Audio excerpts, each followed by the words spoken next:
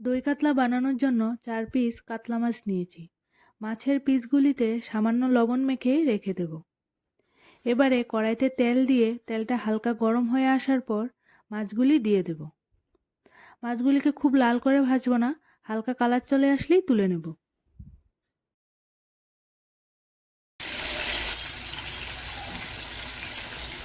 দেখো মাছগুলিতে হালকা কালার চলে এসেছে, এবার এগুলিকে তুলে নিচ্ছি।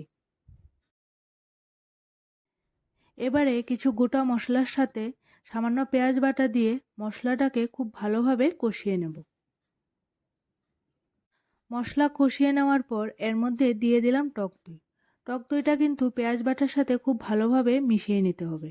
দেখো মশলা থেকে খুব সুন্দর তেল ছেড়ে আসছে। এই অবস্থায় আমি এর মধ্যে দিয়ে দিলাম জল। জলটা সামান্য ফুটে আসার পর আমি ভেজে রাখা মাছের পিসগুলি দিয়ে দিলাম। এরপর ঢাকা দিয়ে 5 মিনিট রান্না করে নিলেই কিন্তু দই কাতলা আমাদের সম্পূর্ণভাবে তৈরি। যদি এই দই কাতলার সম্পূর্ণ রেসিপিটা দেখতে চাও তাহলে আমার ইউটিউব চ্যানেলে পেয়ে যাবে।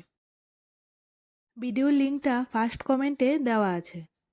আর রেসিপিটা যদি ভালো লেগে থাকে তাহলে আমার চ্যানেলটিকে সাবস্ক্রাইব করে আমার পাশে থেকো। Thank you.